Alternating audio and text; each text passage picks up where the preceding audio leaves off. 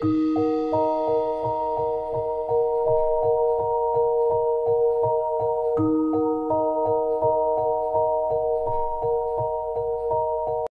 Jungle.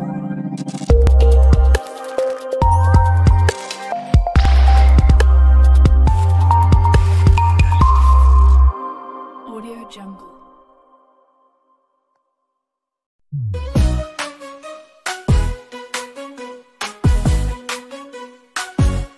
Mari bergerak bersama guru penggerak, menebar manfaat bagi pendidikan merdeka. Lekas bergerak dalam pendidikan penggerak, ciptakan generasi unggul penopang bangsa. Mari bergerak, lekas bergerak, dan selalu menggerakkan. Mari bergerak, lekas bergerak, dan selalu menggerakkan.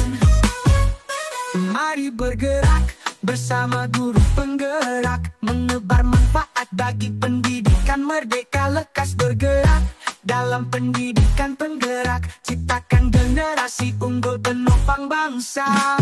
Mari bergerak, lekas bergerak, dan selalu menggerakkan.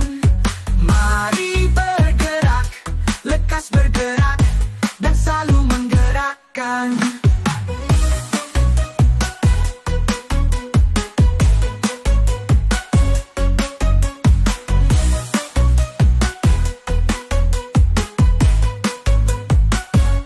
Mari bergerak bersama guru penggerak, menebar manfaat bagi pendidikan merdeka. Lekas bergerak dalam pendidikan penggerak, ciptakan generasi unggul penopang bangsa. Mari bergerak, lekas bergerak, dan selalu menggerakkan. Mari bergerak, lekas bergerak, dan selalu menggerakkan.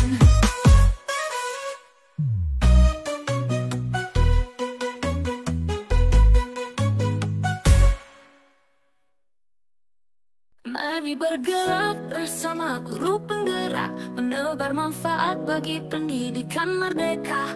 Lekas bergerak dalam pendidikan penggerak, ciptakan generasi unggul penopang bangsa. Mari bergerak, lekas bergerak, dan selalu menggerakkan. Mari bergerak, lekas bergerak, dan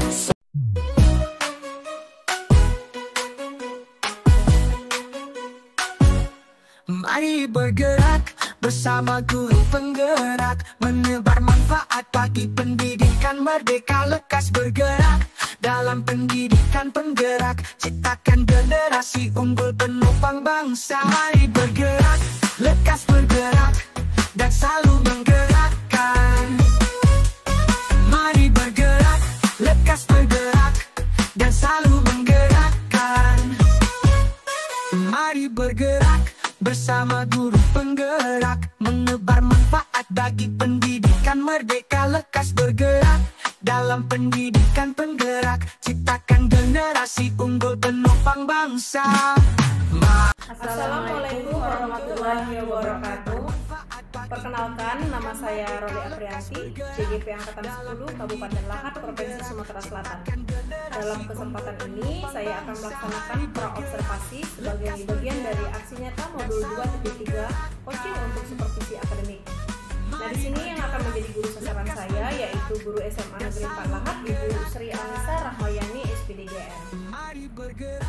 Oke, namun sebelum memulai percakapan praobservasi ini, saya sebagai supervisor atau pengamat dan juga nanti akan sebagai coaching dalam pengamatan praktik belajar ibu di kelas. Saya awali dengan menyampaikan beberapa hal terkait dengan lembar ataupun rubrik penilaian observasi saya. Untuk rubrik nanti, saya harapkan ibu sudah memiliki prinsip sebagai seorang coach. Nah, sebagai pendidik bagi muridnya, yaitu salah satunya antara lain kemitraan dalam berkolaborasi aktif dengan siswa, kemudian aktif maupun kreatif dalam memaksimalkan potensi ibu sebagai pendidik. Selain itu juga saya harapkan nanti ibu memiliki kompetensi inti dalam pembelajaran ibu yang bisa diterapkan di kelas. Bagaimana bisa dipahami? Oke, baiklah Bu, sebelum memulai observasi ini saya akan mengajukan beberapa pertanyaan ya. Oke, Ya, kita mulai Bu ya. Assalamualaikum warahmatullahi wabarakatuh. Waalaikumsalam warahmatullahi wabarakatuh. Bagaimana kabarnya Bu hari ini? Alhamdulillah baik. Baik Bu, sebelum kita memulai praobservasi hari ini, ada baiknya Ibu memperkenalkan diri terlebih dahulu. Oke, baiklah, terima kasih Ibu Robi. Perkenalkan, nama saya Sri Anissa Rahmayani SPDGR. Saya merupakan salah satu guru yang mengajar di SMA Negeri 4 Lahat, itu rekan dari Ibu Robi. Baiklah Bu, saya akan memberikan pertanyaan yang pertama ya. Bagaimana perasaan Ibu setelah Ibu tahu kalau saya akan melaksanakan supervisi terhadap Ibu? Awalnya takut sih Bu ya. Takutnya itu nanti apa yang saya lakukan tidak sesuai dengan apa yang diharapkan oleh Ibu Robi.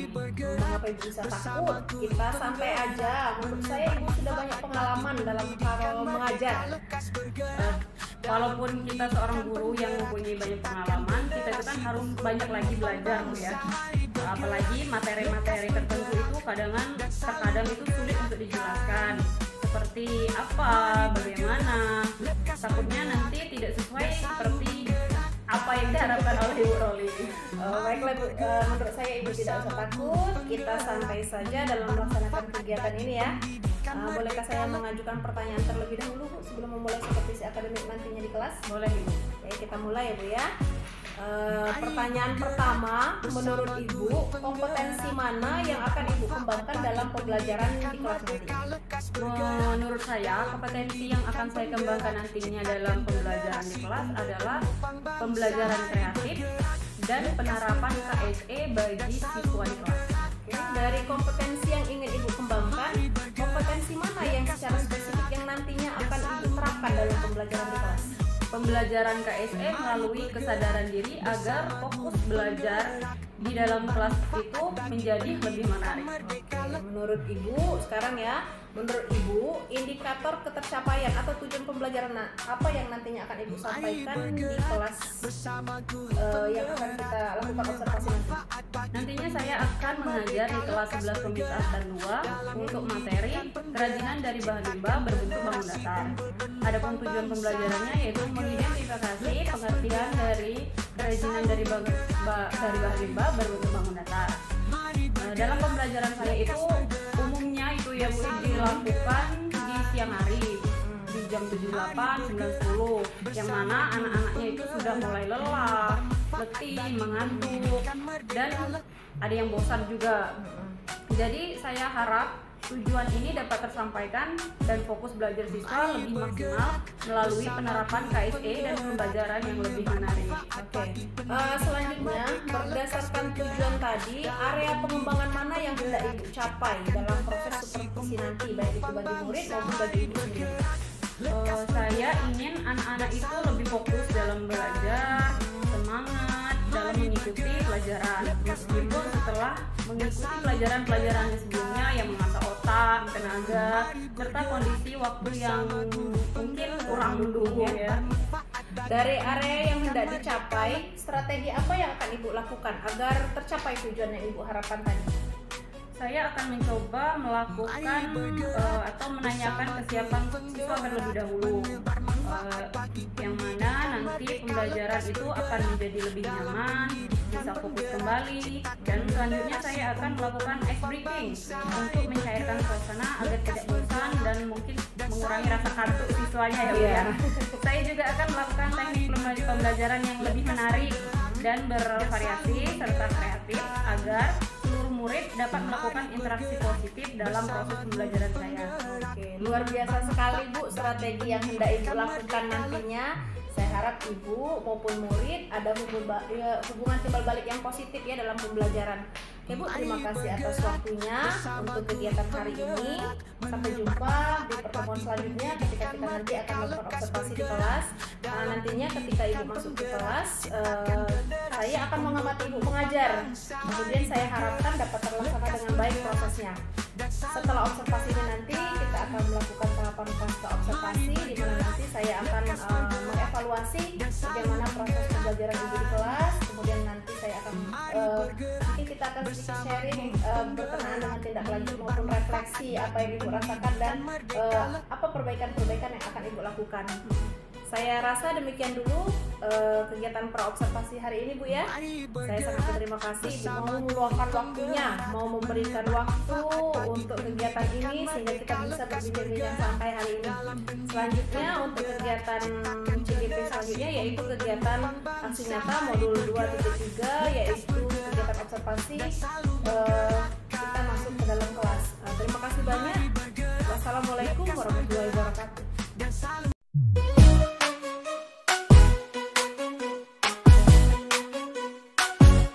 Mari bergerak bersama guru penggerak, menebar manfaat bagi pendidikan merdeka. Lekas bergerak dalam pendidikan penggerak, ciptakan generasi unggul penopang bangsa. Mari bergerak, lekas bergerak.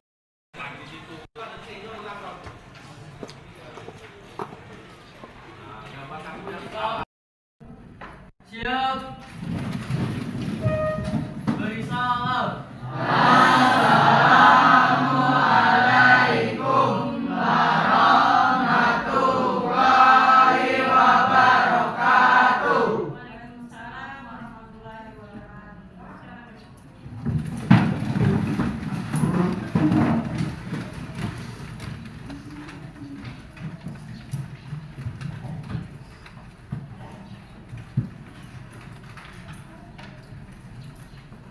Seperti biasa, sebelum kita memulai pelajaran pada hari ini, sebaiknya kita berdoa terlebih dahulu. Silakan ketua kelas pimpin doa. Untuk memulai pelajaran kita hari ini, marilah kita berdoa menurut kepercayaan masing-masing. Berdoa dimulai.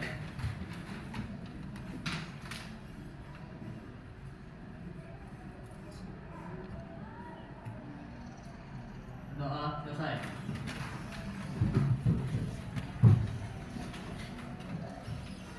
Untuk absen, ada yang tidak hadir? Berarti kelas ini sehat semuanya ya? Apa kabar semuanya?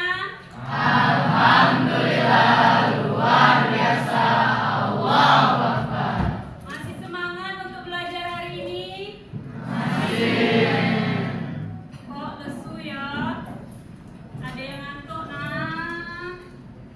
Tadi habis ini, sebelum ini tadi pelajaran apa? Oh wajar, capek, habis berpikir, ngasah otak, jadi lesu. Lama kan belum? Tapi masih ngantuk, kekenyangan, habis makan siang. Jadi biar lebih semangat lagi belajarnya, sebelum kita mulai belajar, kita stretching dulu. Semuanya berdiri. Jadi stretchingnya cuma tepuk ya. Jadi tepuk di paha, tep, tep. Tapi giliran ketika ditepuk, urutan pertama itu ke pipi. Jadi prok, prok. Lanjut, karel. Lanjut lagi. Dimulai dengan tepukan yang kedua. Ya Dan, siap Dan? Siap, ngerti? Yang salah kena hukuman. Ya, urutannya dari sini ke belakang. Putar. Siap? Satu. Tepukan kedua. Pertama sebelum. Oke, 1, 2, 3.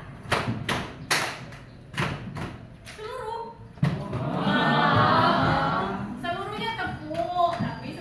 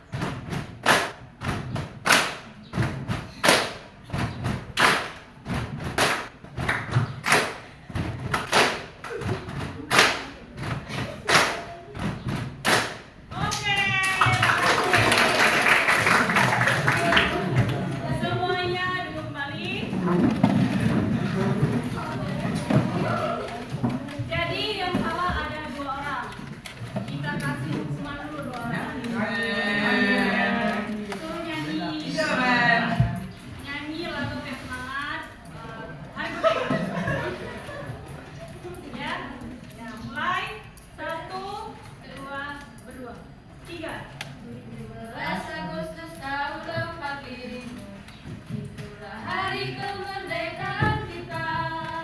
Hari merdeka, nusa dan bangsa, hari lahirnya bangsa Indonesia. Merdeka, sekali merdeka tetap merdeka. Selama yang masih Indonesia, tetap sedia mempertahankan Indonesia. Kita tetap sedia membela negara kita.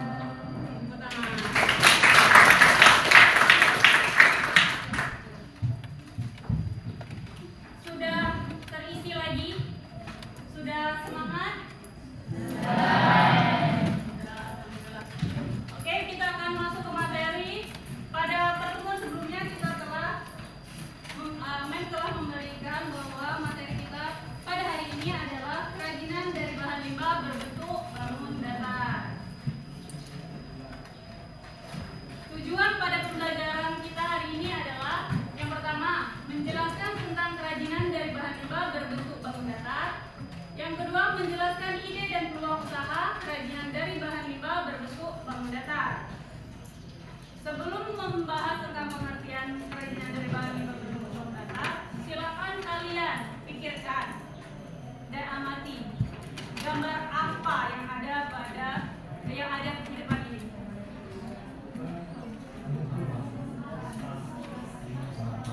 Apa? Limbah kertas. Lalu kira-kira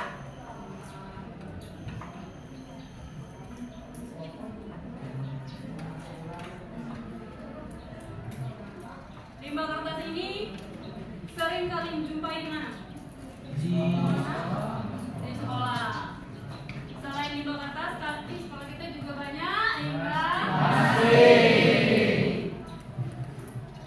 Dari kertas ini, apa yang kalian pikirkan?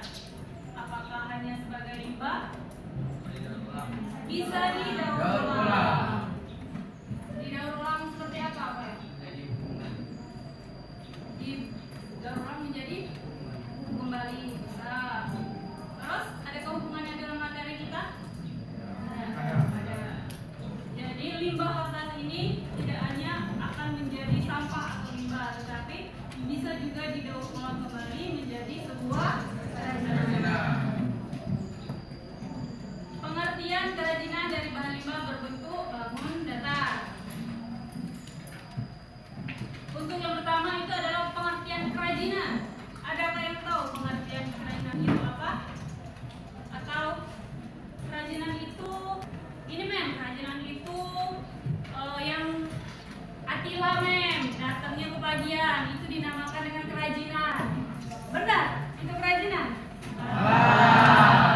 Jadi kerajinan itu apa? Oke, Dewansi silakan. Produk hasil karya tangan yang memiliki nilai estetika atau keindahan. Ya, benar sekali. Terima kasih. Tepuk tangan untuk. Jadi, kerajinan itu adalah kegiatan atau hal yang dihasilkan dari tangan. Jadi barang yang dihasilkan langsung oleh tangan itu sendiri itu disebut kerajinan. Yang kedua ada bahan limbah. Siapa yang tahu pengertian bahan limbah? Angkat tangannya.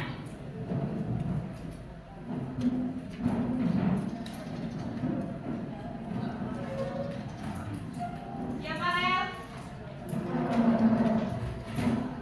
Bahan limbah adalah bahan yang terbuat dari sampah pembuangan. Oh iya, boleh. Mendekati, ada yang lain?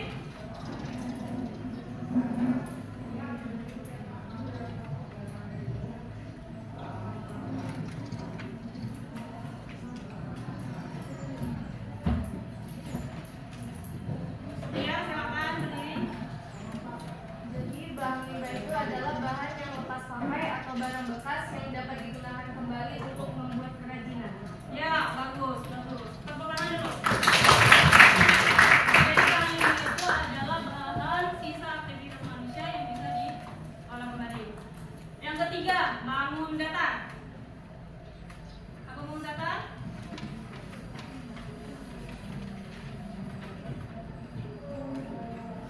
Marcel, apa Sel? Bangun datar. Bangun datar adalah suatu bentuk yang beraturan yang hanya memiliki panjang dan lebar. Betul, tepuk tangan. Jadi bangun datar itu sama pengertiannya dengan dua dimensi ya, yang hanya memiliki dua ukuran, panjang dan lebar, tidak memiliki kolom atau ruang. Dari pengertian kerajinan, bahan limbah, bangun datar, jadi dapat kalian simpulkan apa itu pengertian kerajinan dari bahan limbah berbentuk bangun datar. Angkat tangannya, saya tunggu itu. Oke, Tarisa. Kerajinan dari bahan limbah berbentuk bangun datar itu adalah suatu kerajinan yang diolah mengubah bahan dasar bahan limbah atau yang telah digunakan sebelumnya, limbah sisa. Seperti contohnya itu ada kain perca, limbah kertas seperti yang telah tampilkan tadi, yang berbentuk bangun datar ataupun dua dimensi yang memiliki panjang dan lebar. Bagus. Ini adalah pengertian kerajinan dari bahan limbah berbentuk bangun datar. Habis ini kalian akan menyaksikan 3 video kewirausahaan kerajinan dari bahan limbah. Silakan kalian amati dan kalian tonton. Video yang pertama.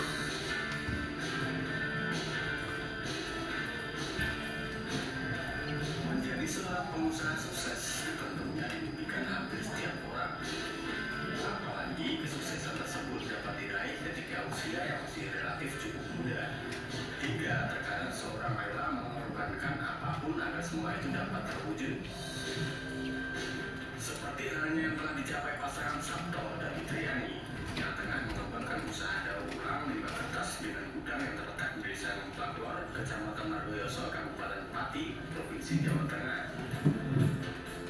Meski belum dibilang cukup besar, namun apa yang telah dicapainya mampu menginspirasi anak muda milenial di era yang serba digital saat ini. Dan yang terpenting adalah dia bersama sang istri telah membuka lapangan pekerjaan bagi warga sekitar maupun luar daerah. Usaha keluarga yang sudah digelutinya selama kurang lebih 3 tahun ini telah mempekerjakan sekitar 40-50 orang pekerja, baik pria maupun wanita dari segala usia dengan kemampuan masing-masing. Belum lama ini, tim Wanita Pesa sempat mewawancarai ibu 3 anak ini di gudang tempat dia bersama sang suami menghabiskan waktu sehari-harinya. Ia menjelaskan tentang banyak hal yang berkaitan dengan usaha pengelolaan limbah kertas miliknya.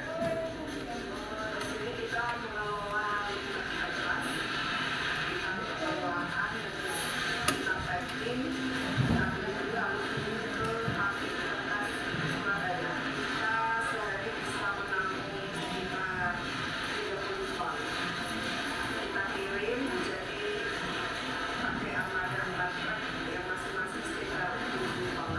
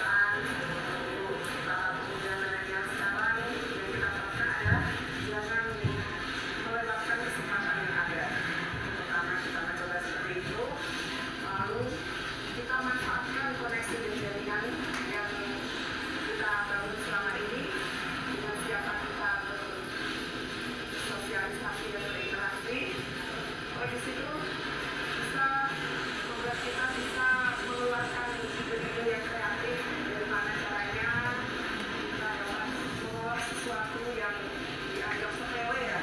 Ibaratnya kan dianggap sepele selama ini. Jadi kita kembangkan ide kreatif kita bagaimana bisa memanfaatkan sesuatu yang bisa berguna dan bermanfaat untuk orang lain. Terus fokus dan sabar, pantang menyerah, usaha ada jatuh bangunnya untuk kita ya.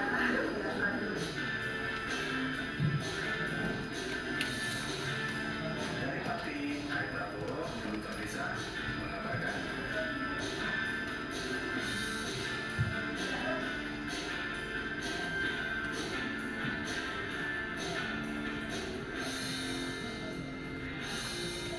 Video yang kedua ya.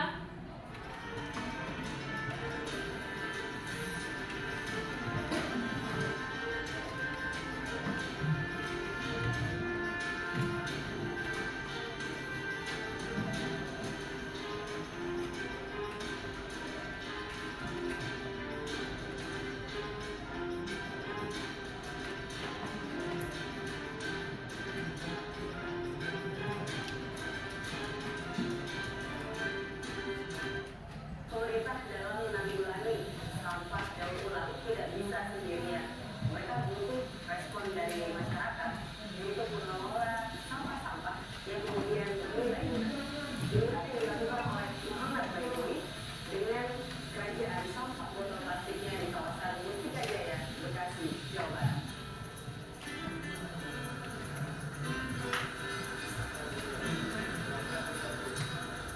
Laba bersih Muhammad Baidowi dari bisnis mencacah botol plastik mencapai 3 juta rupiah per hari.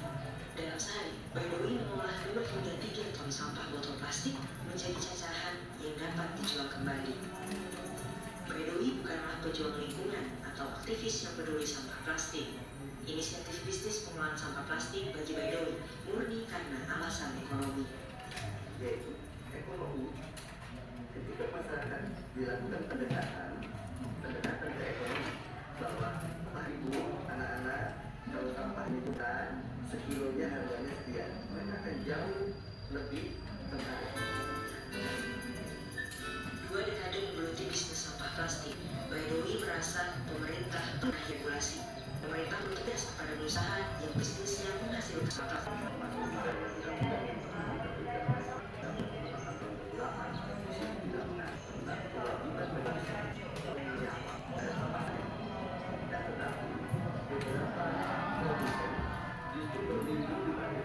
Usaha-usaha seperti yang saya bilang, mereka seperti seorang orang cuci tangan, bahwa ada orang yang bisa mendapat keuntungan ekonomi dari sampah kemasan produk mereka.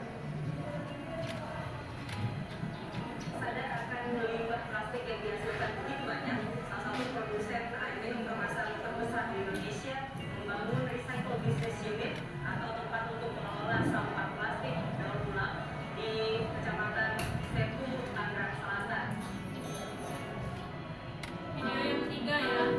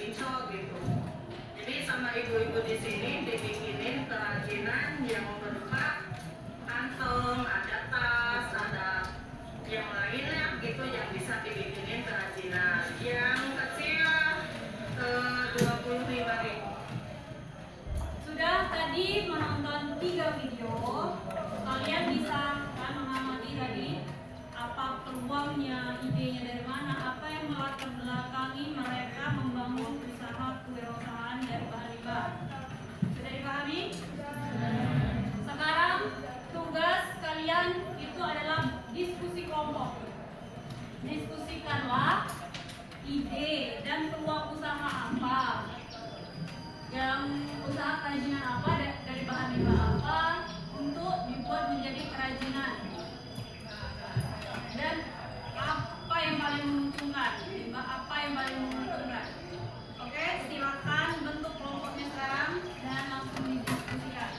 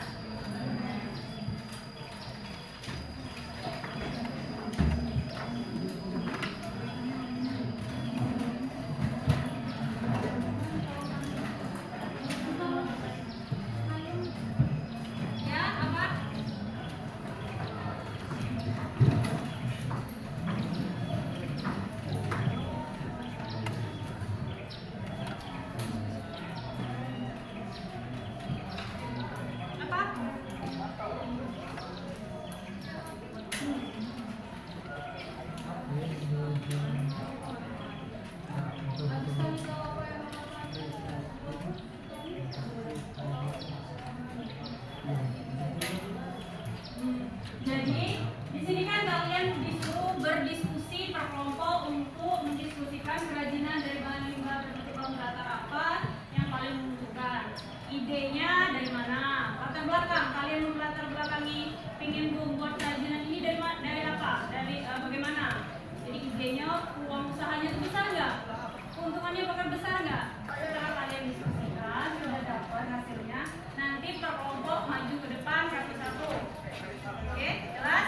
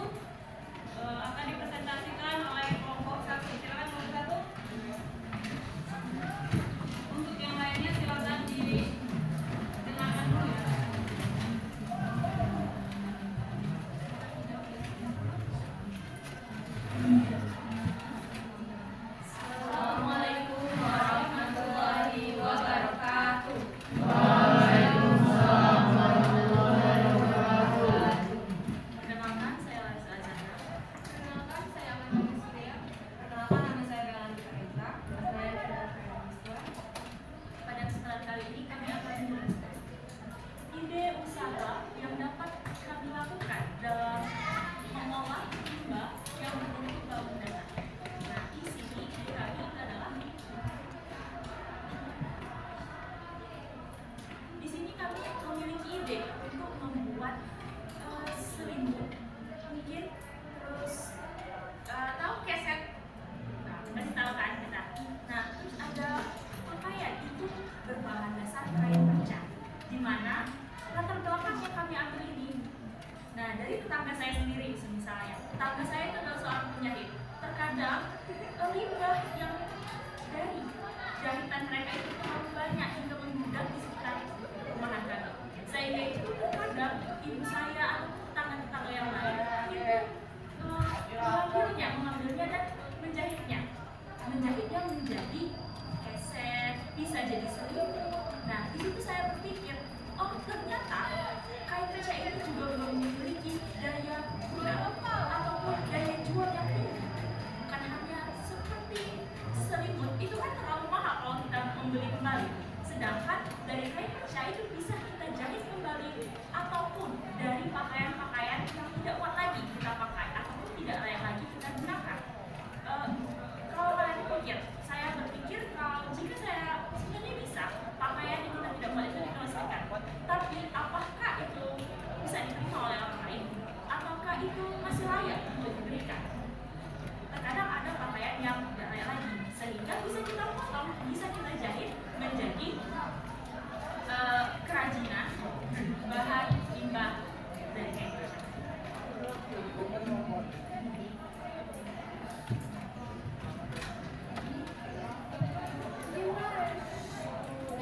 Ya itulah penjelasan dari ide usaha yang kami pikirkan tadi. Kami membuka sesi diskusi, silahkan jika ada yang ingin ditanya. Ya, silakan dulu Pak. Ada yang membuat berdiri dulu.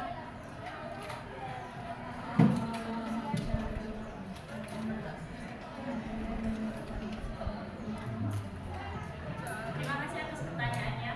Ya, seperti yang Bapak tadi, apakah kerajinan dari kain perca itu mendapatkan keuntungan yang lebih? Ya, seperti yang saya telah jelaskan tadi, kain perca dari bahan-bahan yang telah kita gunakan tadi, terkadang kita tidak memiliki modal lebih seperti itu, sehingga modal kita itu hanya benang, tenaga.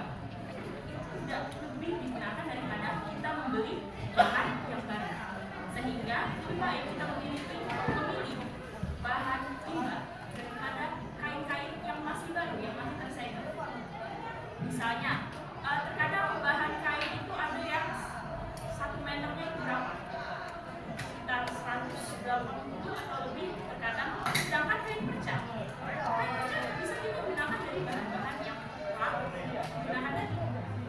Seperti itu. Ya, itulah penjelasan dari kami. Terima kasih atas perhatiannya.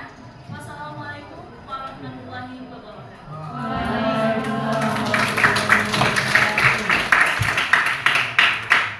Kita lanjutkan ke kelompok 3 ya. Silakan kelompok 3.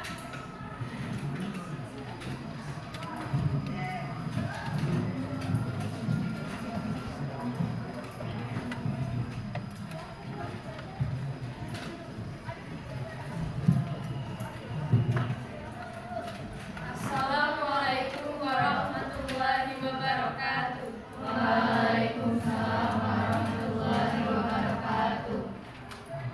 Baiklah, kami dari kelompok 3 akan menjelaskan tentang ide dan peluang usaha kerajinan dari bahan limbah berbentuk bangunan dasar. Perkenalkan, nama saya Fidolia Zahra. Nama saya Dewa Jatuh. Saya Sabrina Fatia. Baiklah, saya akan menjelaskan apa yang telah kita diskusikan. Jadi menurut kelompok kami, ide yang mungkin peluang usahanya bisa kita gunakan itu terbuat dari bahan-bahan plastik. Maka mengapa kami memilih bahan plastik? Karena yang pertama, melihat dari situasi dan kondisi yang ada di SMA Negeri Palahan, di sini banyak sekali sampah-sampah plastik yang mungkin hampir setiap hari kita temukan. Maka dari itu kami memilih sampah plastik. Yang pertama, itu mudahnya dijangkau di SMA Negeri Palahan. Lalu yang kedua, jika kita menggunakan bahan plastik dan kita bisa menjualnya ke lingkungan SMA Negeri Palahan.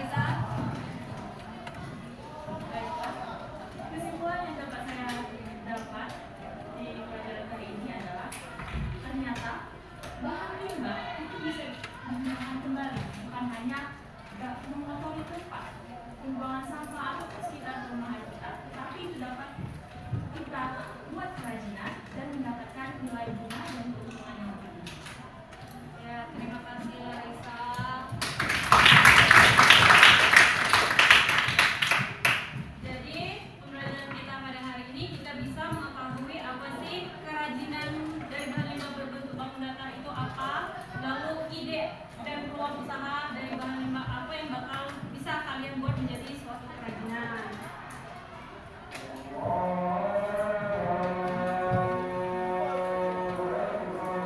Nah, tidak terasa kita sudah di akhir pembelajaran pada hari ini. Menurut kalian, pembelajaran kita hari ini bagaimana? Apakah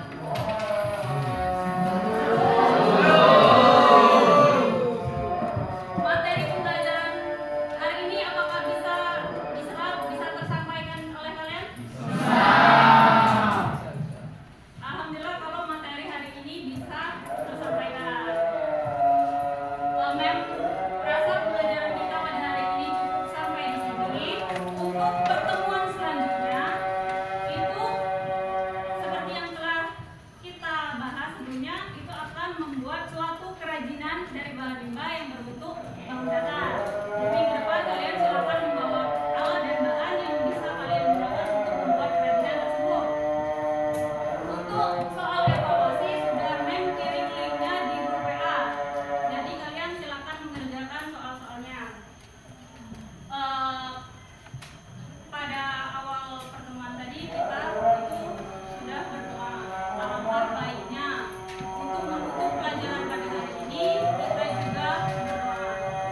Doanya biasa akan dipimpin oleh ketua kelas. Untuk mengakhiri pelajaran kita pada hari ini, marilah kita berdoa menurut kepercayaan masing-masing. Doa mulai.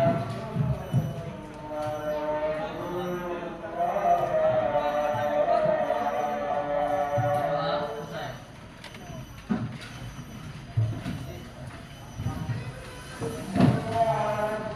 Baiklah, terima kasih. Sampai berjumpa minggu depan. Tetap semangat, tetap kreatif, dan tetap bahagia agar bisa melaksanakan pembelajaran dengan menjadi anak yang pintar, yang cermat. Oke, terima kasih. Assalamualaikum warahmatullahi wabarakatuh.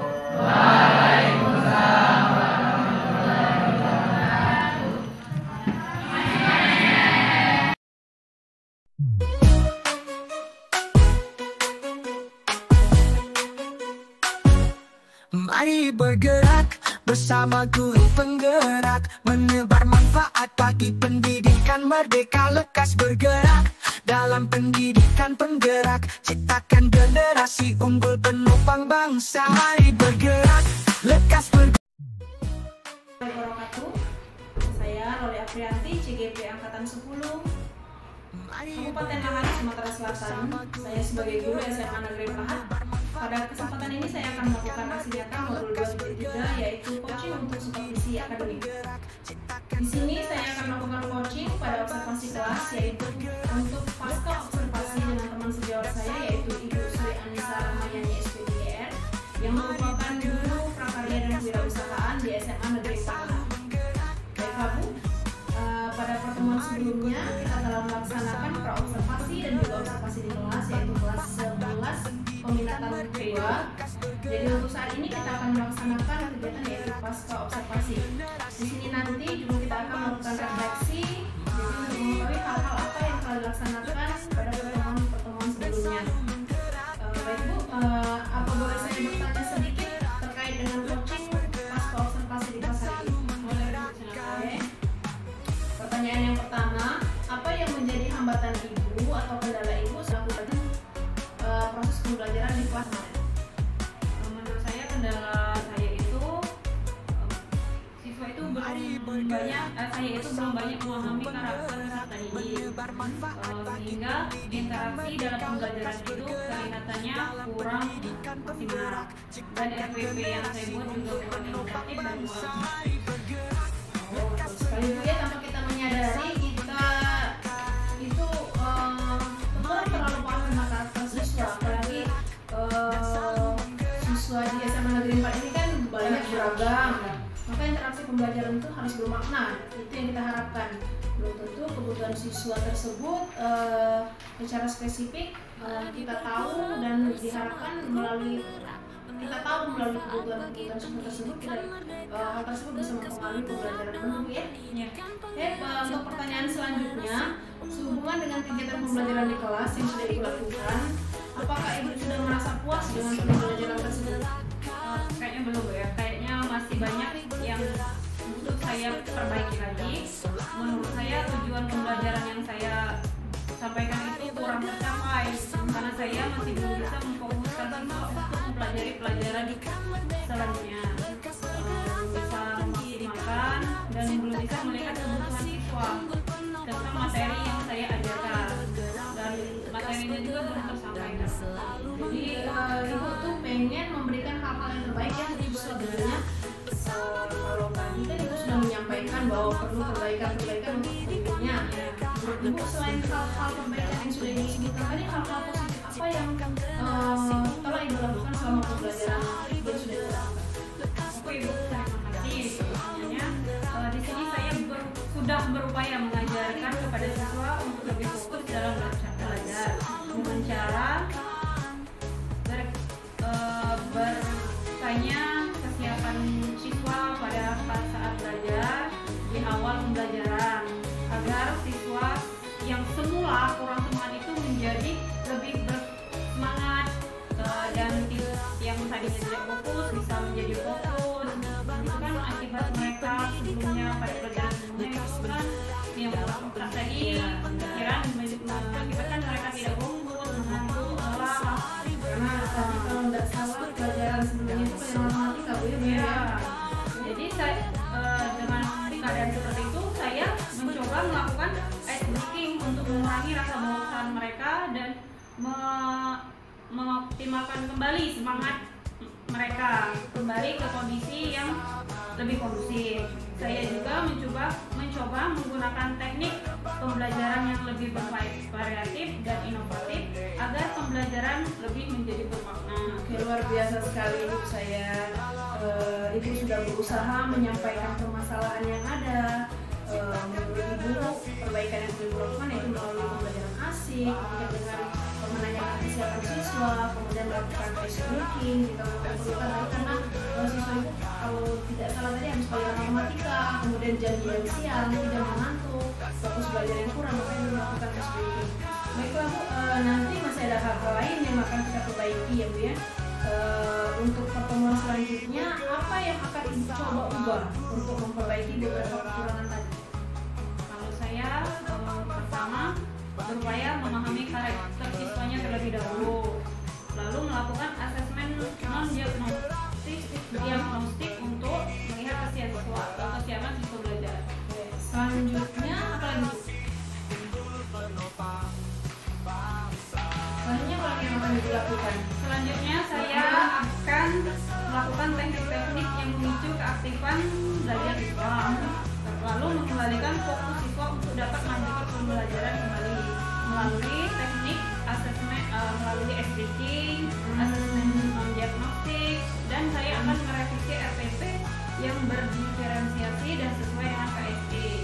Selanjutnya saya juga akan mengevaluasi hasil pembelajaran sesuai perbaikan yang akan saya lakukan. Oke, mantap sekali Bu jawabannya. Intinya menanyakan dulu bagaimana kesiapan siswa, kemudian Ibu melakukan suatu teknik untuk supaya siswanya lebih fokus belajar melalui ice breaking tadi kalau tidak salah, kemudian beberapa inovasi pembelajaran agar pembelajaran makin bermakna, pembelajaran berdiferensiasi Bu ya, yang terdiri dari sisi konten, proses, sampai dengan produk yang sudah Ibu tadi sudah melakukannya, kemarin Ibu sudah melakukannya, dan di dalam RPP yang Ibu buat tadi itu sudah tertuang beberapa implementasi IST ya, mulai dari kesadaran diri, tanggung jawab dan lain sebagainya.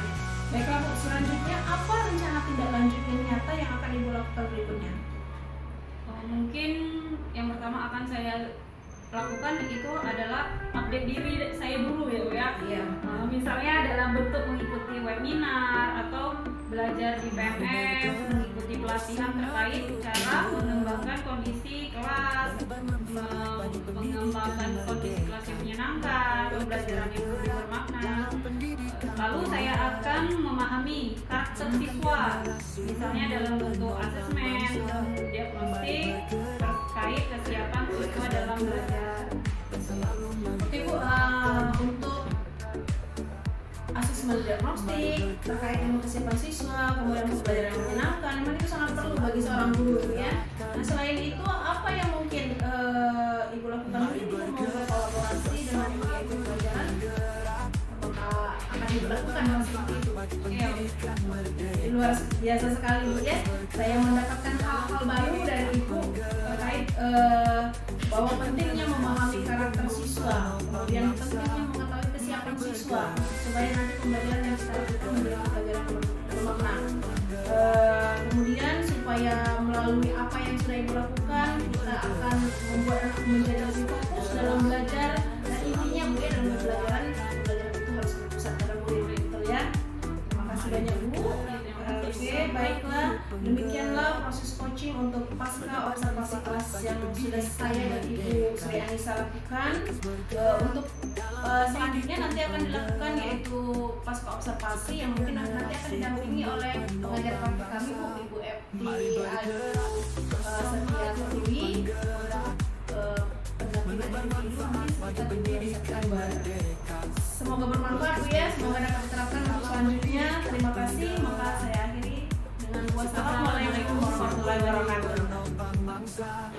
Mari bergerak.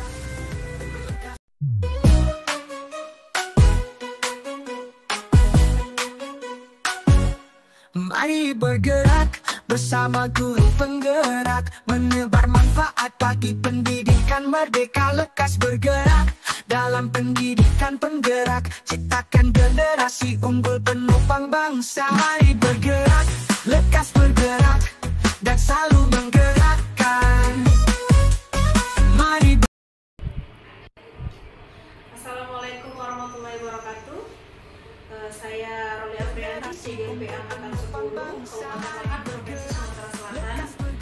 Saya adalah seorang guru SMA Negeri Lahat. Pada kesempatan ini saya akan melakukan aksi nyata yaitu modul 2.3. Di sini saya akan melakukan coaching pasca observasi kelas dengan teman sejawat saya yaitu Ibu Sri Anissa Rahmayani, SPDGR, yang merupakan guru prakarya di SMA Negeri Lahat.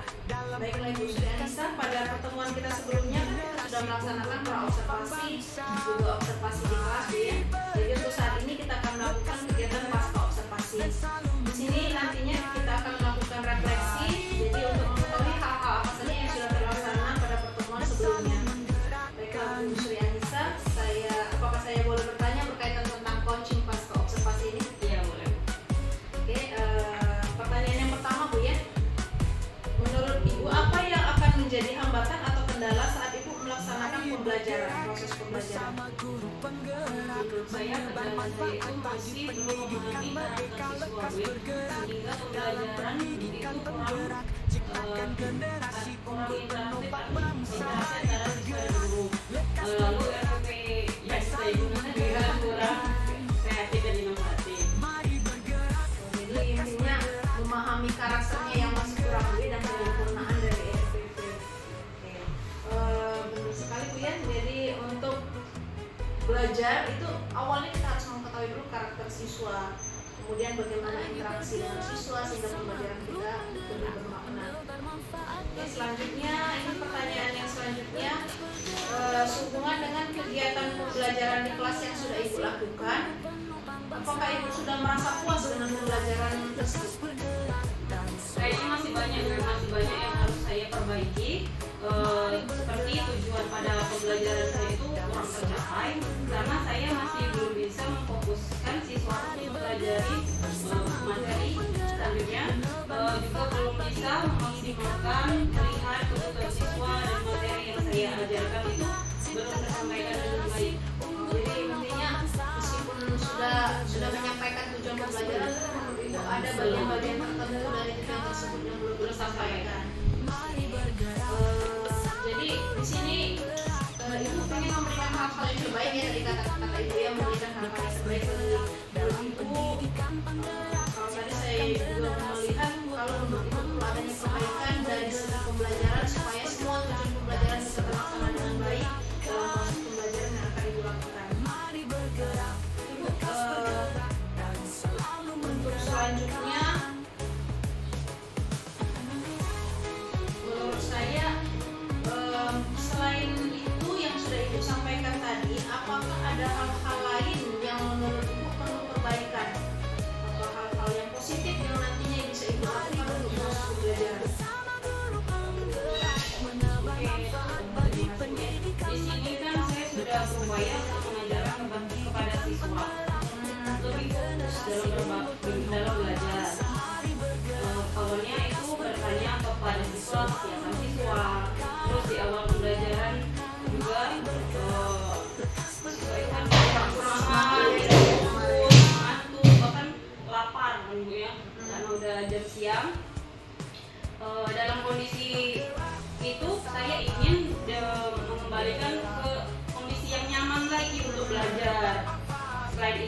juga saya telah mencoba kemarin itu ice breaking ya, untuk mengurangi rasa bosan mereka dan kembali ke kondisi semula yang lebih semangat untuk belajar dan kondisi kelas yang kondusif.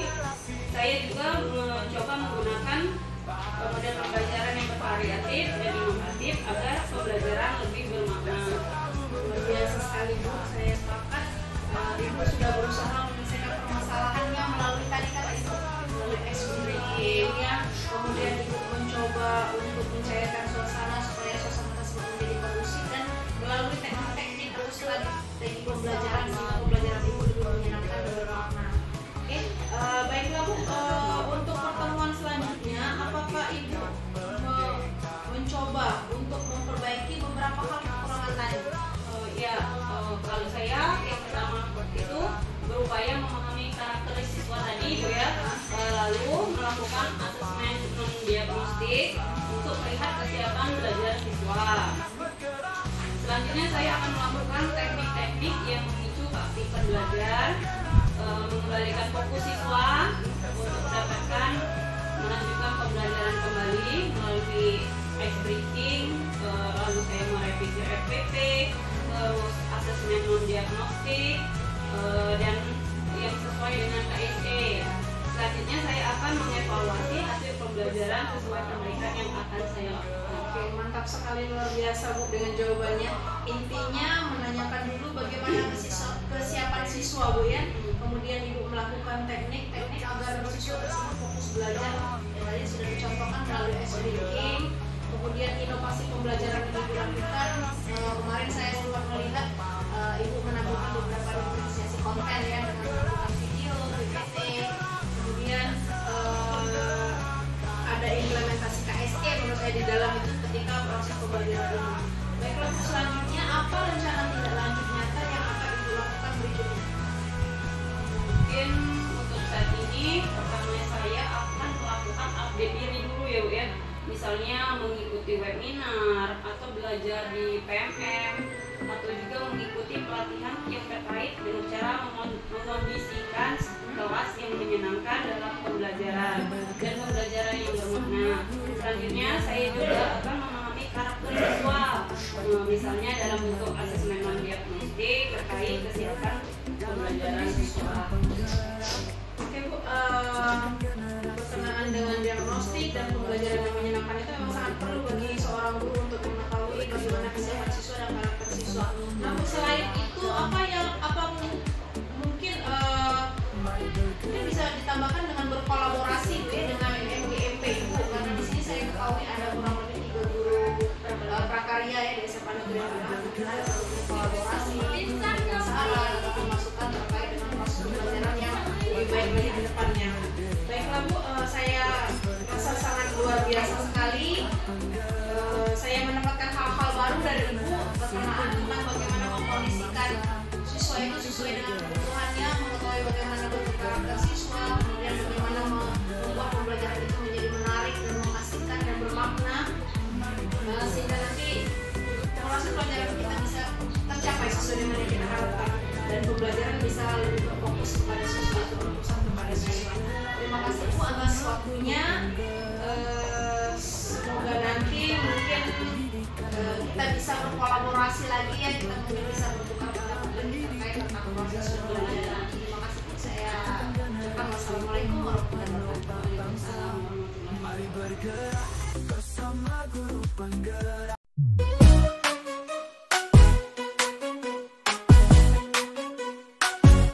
Mari bergerak bersama guru penggerak, menebar manfaat bagi pendidikan merdeka, lekas bergerak dalam pendidikan penggerak, ciptakan generasi unggul penopang bangsa. Mari bergerak, lekas bergerak dan selalu menggerakkan.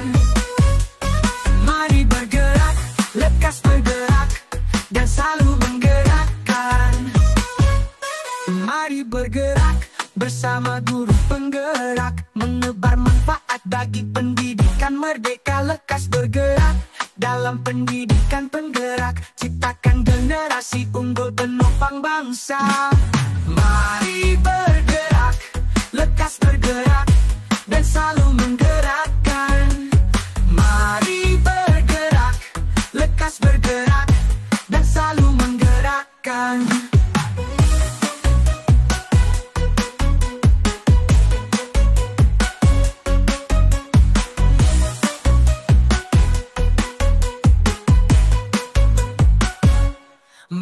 bergerak bersama guru penggerak, menebar manfaat bagi pendidikan merdeka. Lekas bergerak dalam pendidikan penggerak, ciptakan generasi unggul penopang bangsa. Mari bergerak, lekas bergerak, dan selalu menggerakkan.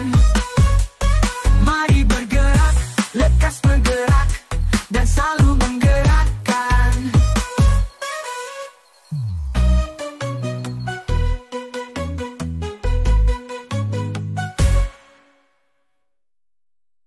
Mari bergerak bersama guru penggerak.